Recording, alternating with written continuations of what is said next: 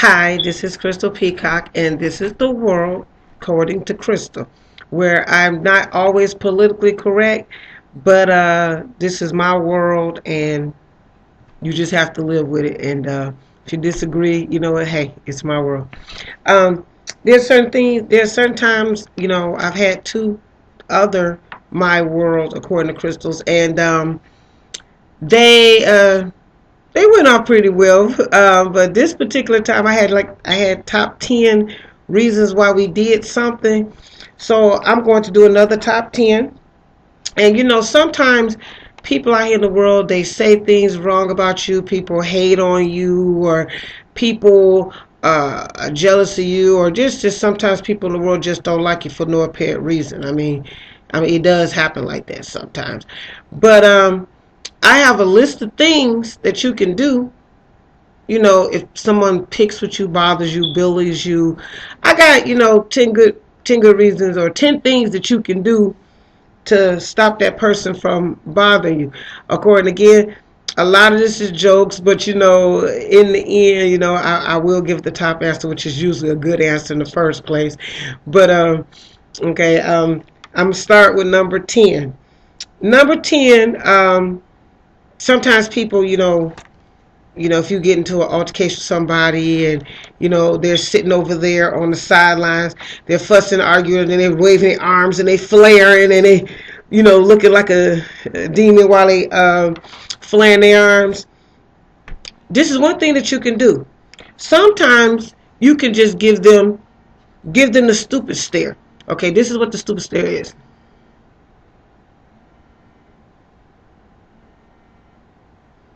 The purpose of the stupid stare is because in Proverbs, God says that answer not a fool according to his folly, lest you be just like him. I take that scripture as this: I don't answer a fool the way he answers you. Why? Because people won't know the difference. Okay, it's answer not a fool according to his folly, lest you be just like him. In other words, I don't want to look stupid. I don't want to look like the fool. So point is that if you let a fool argue and flare and act the fool by themselves, the only person looks stupid is him. That was number 10. Number 9. Look for an opening while they flaring their arms. And if you feel threatened, look for an opening between while they flaring their arms, and then you pop them. Sometimes when people are, going through their schematics and throwing their hands up and looking like a fool, if you find just that one little bitty opening, you can, pop them in the nose and walk off about your business. That way you ain't got to worry about anything. That's one way of getting the person to leave you alone. Number 8. This is one of my funny. This is a funny one. This is one of my favorite stuff. Invite them over for dinner. And when they sit down to eat, make sure it's a box of rat poison sitting on the table while they're eating. And then give them the stupid stare again.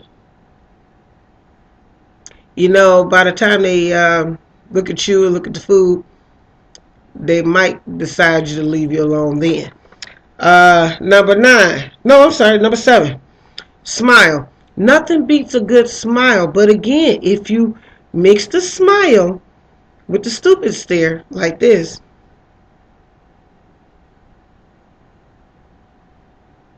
either they might think that you're like Jack Nicholson, they might think that you're crazy, and they might think twice before they bother you.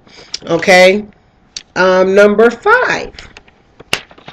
Yes, again, this is the world according to Crystal, and if you don't like it, kick rocks.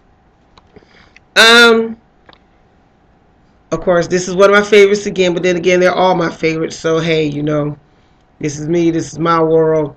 Hey, show them your favorite part in the Godfather movie about the horse head in the bed, and then keep rewinding it.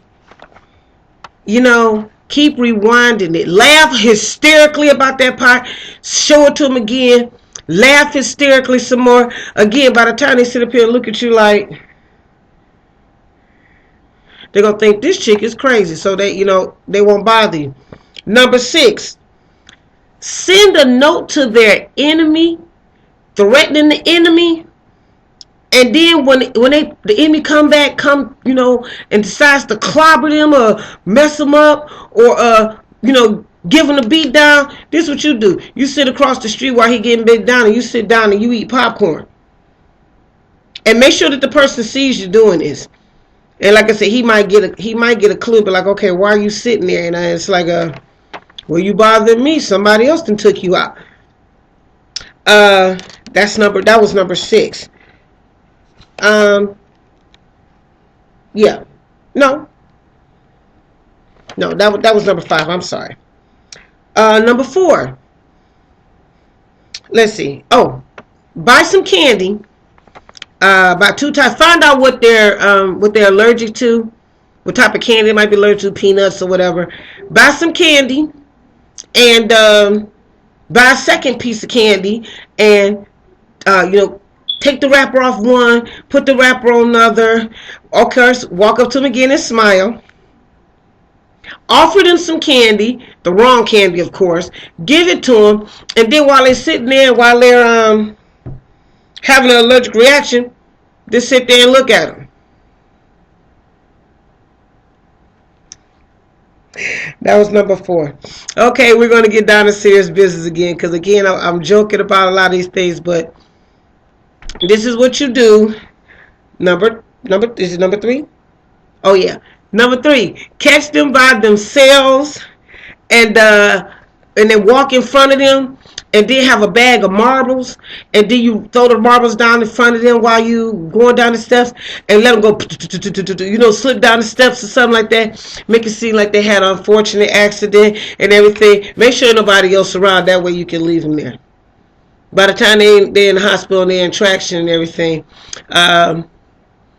you go to visit them with a smile, and they'll know not to mess with you again. Number 2. And these are the top 2 reasons. Of course, drum roll, please. But these are the top 2 things that you do if a person's bothering you. Right about now, we're taking this on a serious note.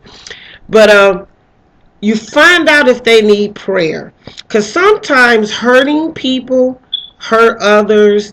Sometimes people that are hurting lash out that way.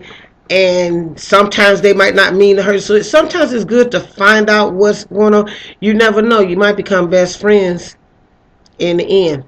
And the top thing you should do if a person bothers you or messes with you is pray for them and bless them. Why? God says what you send out is going to come back to you. That means if I send out a blessing your way, then it's also going to come back to me. God always tells us how we're supposed to pray for our enemies anyway, okay? He says just like keeping coals in our head. So imagine that in cartoon version. Okay?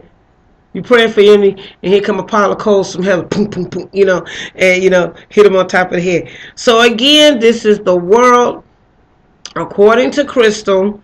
My version, my world. I do like to have a lot of fun with this. There are sometimes some serious subjects that I do take to heart.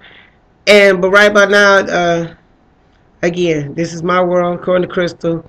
And if you don't like it, kick rocks.